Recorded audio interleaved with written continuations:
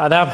बांगेदरा में एक बार फिर खुश आमदीद। हमेशा तैयार ध्यान हमारी वेबसाइट www.bangedara.tv, ईमेल करने के live@bangedara.tv।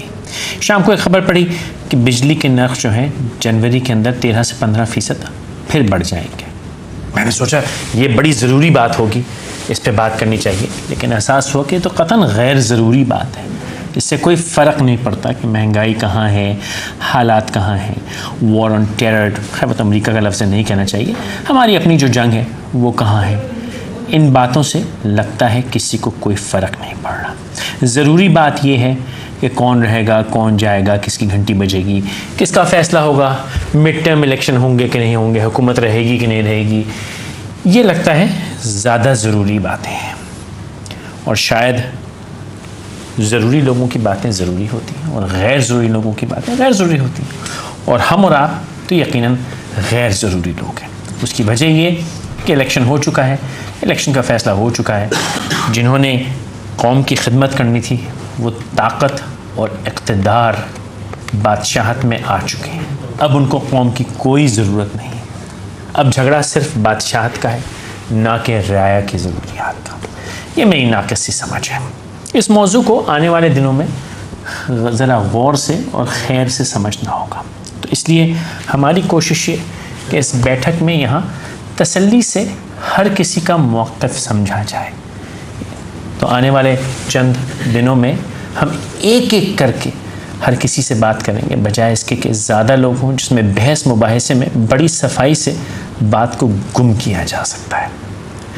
लोग मुझसे सवाल करते हैं कि आप एक वक्त में एक या दो गेस्ट क्यों लेते हैं, ज़्यादा क्यों नहीं लेते हैं, और अपोजिंग पार्टीज़ क्यों नहीं लेते हैं। मेरा पॉइंट ये है कि अपोजिंग पार्टीज़ एक जगह बैठी हों तो वो अपनी बहस में बात को बड़े आराम से और 40 मिनट को बड़ी सफाई से गुजार सकते हैं। अगर तन्हाई में बैठें तो आराम से बात की खाल, बाल की खाल और बात की खाल, दोनों की खाल निकाली जा सकती है और मामले को समझा जा सकता है। सही गलत का फ़ैसला करना इस बैठक ये मेरा ना हक़ है, ना मेरी जगह है, ना मेरा काम है। लेकिन ऑब्जेक्टिवली जो बात जिसने कहनी है वो सुनना और उसकी बुनियाद पे आपने नतीजा अख़ज़ करना, ये सही तरीका है। इस सिलसिले की आज पहली बैठक में हमने PMLN और पाकिस्तान तहरीक इंसाफ को दावत दी थी। PTI के जो रहनुमा हैं आरिफ अलवी साहब, वो अब तक नहीं पहुँचे। अगर आ गए तो बहुत खुशी, ना आए तो उनकी मंशा है, जब वो यहाँ आके कुछ कहना चाहें तो कह सकते हैं। इस सिलसिले में हम कोशिश करेंगे कि ज़्यादा लोगों को ना बुलाएं।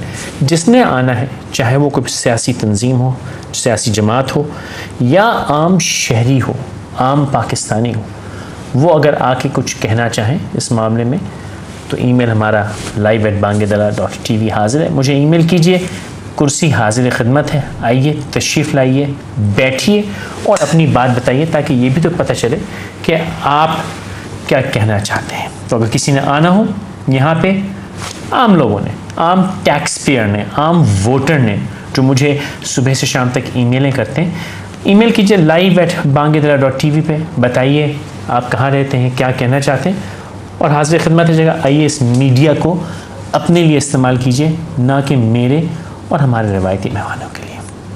बहरहाल आज इस तफ्तीश, शायद लफ्ज़ अच्छा है, इस सिलसिले की इब्तिदा करते हैं। ज़ैन अंसारी साहब, बहुत शुक्रगुज़ार, तशरीफ़ लाए। बड़ी टेढ़ी नज़र से आप मुझको देख रहे हैं, तमीज़ मेरी आपको पसंद नहीं आई। नहीं, बहुत पसंद आई, लेकिन आप जो है कभी बिजली के नर्ख पर गए, हाँ, फिर बहुत अच्छे अंदाज में हुक्मरानों की बात की, हाँ, और बादशाहत की बात की कि वो इलेक्शन तो जीत करके फिर वो बादशाहत के मूड में आ जाते हैं, अवाम को भूल जाते हैं। बिल्कुल। लेकिन हम लोग जो हैं वो बादशाहत के ख़िलाफ़ हैं। ठीक है। और हम ये चाहते हैं कि जमहूरियत को बादशाहत में तब्दील करना ये ज़्यादती है। बिल्कुल सही बात है, और ये जुल्म है। जमहूरियत का मकसद यही है आवाम के मसाइल हल करना, ठीक है, आवाम के मसाइल तक रसाई करना, आवाम के ख्वाहिशों का एहतराम करना, आवाम से बातें करना, आवाम की राय को अपनी राय से ज़्यादा मजबूत समझना। बहुत खूब, बेहतरीन बात है। लेकिन आवाम की बातें हम सुनते कैसे हैं? देखें जी, गवर्नमेंट को आवाम की बातें पहुंचाने के लिए बहुत से सोर्सेज हैं, रिसीव कर रहे हैं वो बातें। एक तो आप अखबारात और दूसरे ये इलेक्ट्रॉनिक मीडिया, तीसरे ये जो आप प्रेस क्लब के बाहर, ये परवेज़ मुशर्रफ के ज़माने में जब किसी की सुनवाई नहीं होती थी तो लोगों ने परवेज़ मुशर्रफ के ख़िलाफ़ या किसी इदारे के ख़िलाफ़ या किसी जालिम के ख़िलाफ़ प्रेस क्लब के बाहर खड़े हो जाते थे या भूख हड़ताल करते थे थ्रू प्रेस के। ये सारी चीज़ अभी कुछ 30 साल या 40 साल पहले का दौर नहीं है। पाकिस्तान के अंदर मीडिया ने और ख़ुसूसन इलेक्ट्रॉनिक मीडिया ने बड़ी तरक्की की है और आज़ाद है। ये सारे सोर्स है, लेकिन बदकिस्मत ये है कि हाकिम वक्त को सर पे जू ही नहीं रही थी। सारे लोग चीखते हैं, ये करते हैं, वो करते हैं। जैसे मुझे तो बड़ा अफसोस हो रहा था, अभी मैं देख रहा था गवर्नर पंजाब सलमान तासीर को जियो पर बात कर रहे थे तो मुझे हैरानगी लगी कि सुप्रीम कोर्ट के फैसले को इस तरह से उस पर बातें करना और इस तरह से करना कि ये तो अच्छा नहीं मुझे लगा कि इस तरह से हुकूमत करे। अगर हुकूमत सुप्रीम कोर्ट के फैसले का एहतराम नहीं करेगी और अगर अदलिया को इस तरह से वो पर तनकीद की जाएगी तो मेरे ख्याल में तो फिर ये मुल्क जो है तो तसादुम की तरफ जा रहा है और वो बहुत मुल्क के लिए ख़तरनाक है। ठीक है, हम बात कर रहे हैं इस मौजू पे। अगर आप भी शामिल गुफ्तगू होना चाहें तो टेलीफोन नंबर स्क्रीन पे होगा, आप भी कॉल कर सकते हैं। अगर फ़ोन पे बात करना चाहें, जैसे मैंने अर्ज़ किया, अगर यहाँ आना चाहें तो उसके लिए ईमेल एड्रेस हमारा ईमेल कीजिएगा। अभी कॉल करना चाहें तो ज़रूर कर लीजिएगा। सर, आपसे दो बातें। आपने फरमाया कि तासीर साहब ने जो कोर्ट्स के ऑर्डर्स हैं उसके साथ थोड़ी ज़्यादती की, लेकिन तारीख़ गवाह है कि तकरीबन हर जमात ने अपने वक्त में अगर साहबे अगर अपनी मर्ज़ी के मुताबिक फ़ैसला ना हुआ या अपनी मर्ज़ी के मुताबिक कोर्ट ने बात ना की या कोर्ट ने उनकी मर्ज़ी का फ़ैसला ना दिया तो उस पर एहतजाज भी किया, कोर्ट के साथ ज़्यादती भी की, कोर्ट को डांटा डपटा भी, कोर्ट को टेलीफोन पे धमकी शमकी भी लगाई, कोर्ट से डील भी। ये तमाम चीज़ें तारीख़ में सब ने की, तो मुनासिब नहीं लगता कि उस पर हम उंगली उठाएं। मैं आपका अर्ज़ करूँ कुछ साहब, जैसे आपने तमीद की कि ये तो एक बैठक जो है ये हक़ की तरफ और हर अपना नुक्ता नज़र पेश करेगा। सवाल ये होता है कि मैं आपका इशारा समझ गया कि आपने हमारी पार्टी की तरफ इशारा किया। मैं सबकी तरफ कर रहा हूँ। मैं समझ गया। मैं समझ गया कि मैं बैठा हुआ हूँ। ठीक है। आज़मान बरा ताल्लुक़ मुस्लिम लीग नवाज़ से हो और ये इस पर बड़ा इल्ज़ाम है कि मुस्लिम लीग नवाज़ ने के ज़माने में जब प्राइम मिनिस्टर थे तो सुप्रीम कोर्ट पर अटैक हुआ, ये हुआ।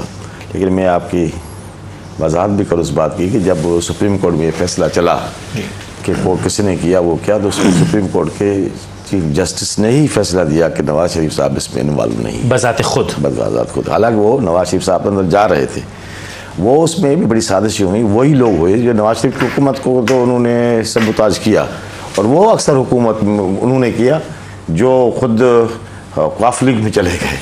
और वो ये नवाज शरीफ के खिलाफ बड़ी साजिशें उसी दिन से शुरू हुई थी जब 2/3 मेजॉरिटी एक पार्टी लेकर के आती है तो लोग तो हैरान हो गए कि यार ये किस तरह से इसको 2/3 मेजॉरिटी मिली। तो आप ये फरमा रहे हैं कि वो तमाम लोग जो उस केस में मुलव्विस है, नंबर 1 क्योंकि मियाँ साहब बदस्ते खुद वहाँ मौजूद नहीं थे इसलिए उनकी जिम्मेदारी नहीं है। नहीं नंबर 1 मैं आपको अर्ज करूँ कि सुप्रीम कोर्ट को मैं आपका फैसला बता रहा हूँ कि सुप्रीम कोर्ट में केस चला जी मैं समझ, तो उसमें उसको बरी कर दिया, कहा कि नवाज शरीफ का कसूर नहीं था इसलिए वो बरी हुआ ना जी। ठीक है, लेकिन वो जुल्फ़िकार अली भुट्टो साहब ने भी खुद कत्ल नहीं किया था, तो हम उसको भी जुडिशल मर्डर कहते हैं। हमने कब वो उसकी अच्छा इसमें ये जो आप देखें ना, एक जो बात आप फरमा रहे हैं मैं बिल्कुल आपसे अगेन मैं मुत्तफिक हूँ आप जो कह रहे हैं, लेकिन बड़ी मेहरबानी इस चीज़ के भी बरखिलाफ आपने बेशतर बार आवाज़ उठाई और अभी भी आवाज़ उठा रहे हैं।